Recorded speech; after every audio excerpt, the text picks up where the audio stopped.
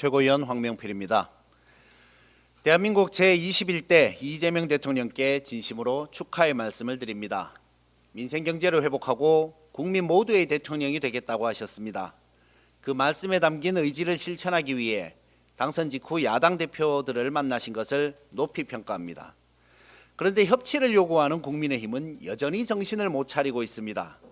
여야의 협치, 좋은 말입니다. 그런데 당신들이 정권을 잡았을 때는 왜 윤석열에게 협치해야 한다는 말을 안 했습니까? 고작 0.73% 차이였는데 왜 절반의 국민이 지지한 후보를 죽이려고 들었습니까? 왜 야당 대표를 만나지도 않고 검찰을 동원해 끊임없이 괴롭혔습니까? 당선되자마자 야당 대표들을 만난 이재명 대통령의 자세에서 자신들의 모습을 성찰하지는 않습니까? 적어도 자신들의 잘못에 대해 반성하고 사과하고 그 다음에 협치를 요구하는 게 맞지 않을까요? 9살 많은 김문수 후보에게 반말하던 권성동 의원이 갑자기 착한 사람이 될 리는 없겠지만 사상 최다 득표를 한 대통령이 인사하러 국회에 갔으면 기본적인 예의는 지키는 게 국민에 대한 도리입니다. 앉아서 일어나지도 않고 대통령이 악수를 청하는데 뒷짐지고 김혜경 여사가 인사하는데 무시하고 지난 3년간 국민의힘이 가져온 태도를 권성동 의원이 그대로 보여주면서 협치를 말하니 참 기가 찹니다. 사회에는 싸가지 없는 게 자랑이냐는 말이 있습니다. 적어도 국민들 보시는 카메라 앞에서 지속적으로 자신의 무례를 자랑하지 않기를 충고드립니다. 여야 협치 당연히 해야 합니다.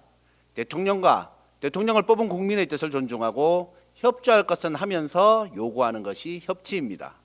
야당인 조국혁신당은 정부 여당과 확실하게 협치하겠습니다. 검찰이 어수선하다고 합니다. 불안해하고 있다는 보도가 나옵니다. 수사와 기소를 분리하면 그만둘 사람이 많다고 합니다. 이해가 안 됩니다. 기소가 삶의 목적입니까? 수사를 해서 죄가 있는 경우에 기소하는 원칙을 지켜왔다면 달라질 게 뭐가 있습니까?